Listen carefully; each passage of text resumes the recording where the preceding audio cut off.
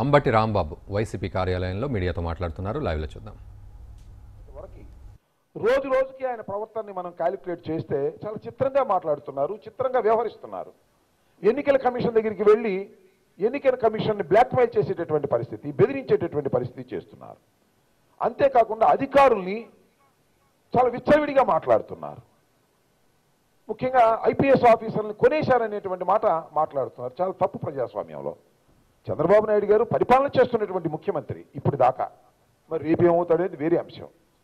ఆయన IPS IAS ఆఫీసర్లతో పని చేయడం ద్వారా అడ్మినిస్ట్రేషన్ చేస్తున్నటువంటి ఒక బాధ్యత కలిగినటువంటి ముఖ్యమంత్రి.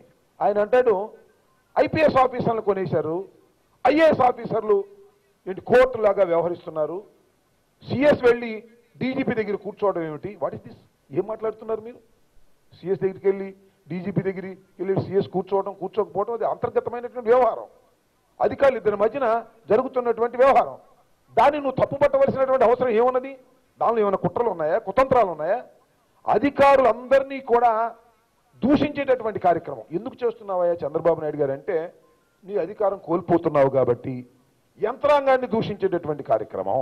మరొక అంశం ఏమిటంటే, చిత్రమైన విషయం, టెక్నాలజీలో భారతదేశంలోనే టెక్నాలజీని ముందుకు తీసుకువెళ్ళినటువంటి ముఖ్యమంత్రిగా ఆయన చెప్పుకుంటాడు. చాలా సందర్భాల్లో హైటెక్ ముఖ్యమంత్రిగా చెప్తుంటాడు. ఆయన ఈవీఎంల గురించి మాట్లాడుతున్నాడు. ఏమని మాట్లాడుతున్నాడు? ఆ ఈవీఎంలో ఓటు వేస్తే ఎవరికి వేసినట్టు అర్థం కావడం లేదట.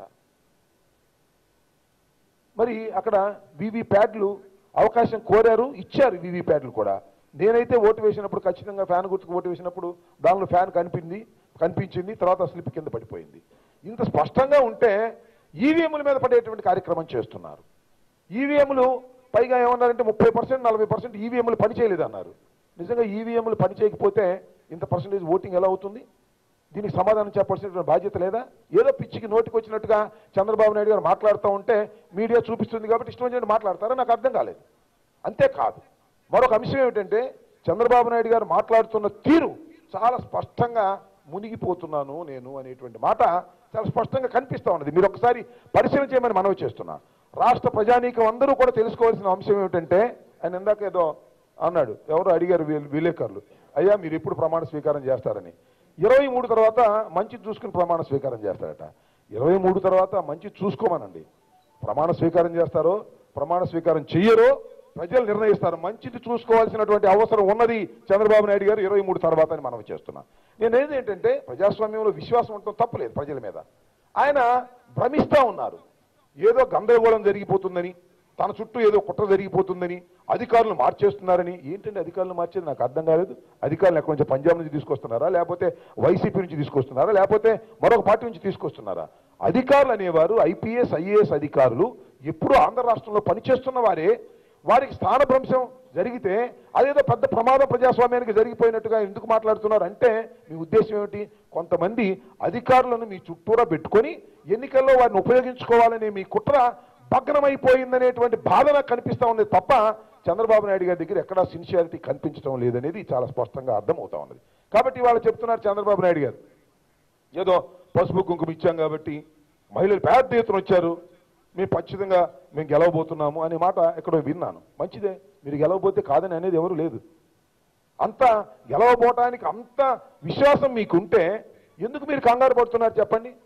రేపు ఢిల్లీ వెళ్ళి ఈవీఎంలకు వ్యతిరేకంగా మాట్లాడవలసినటువంటి అవసరం ఏమున్నది? అలాగే ఎలక్షన్ కమిషన్ దగ్గరికి వచ్చి ధర్నా చేయాల్సిన అవసరం ఏమున్నది? ఏం చేస్తున్నారు మీరు? బాధ్యత కలిగినటువంటి ఒక ముఖ్యమంత్రిగా 5 సంవత్సరాలు పనిచేశారు, అంతకుముందు 9 సంవత్సరాలు పనిచేశారు. ఒకసారి అపోజిషన్లోకి వెళ్ళాలంటే ఎందుకంత భయపడుతున్నారో నాకు అర్థం కాలేదు.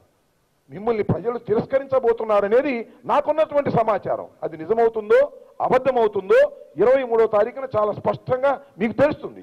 ఎందుకు భయపడుతున్నారు? ప్రజాస్వామ్యంలో ఓటమి గెలుపు ఒకదాని తర్వాత ఒకటి వస్తూ ఉంటాయి. ఎప్పుడు శాశ్వతంగా ఎవరు ఉట్టిగట్టుకుని ఊరేగరని మనం చేస్తున్నా.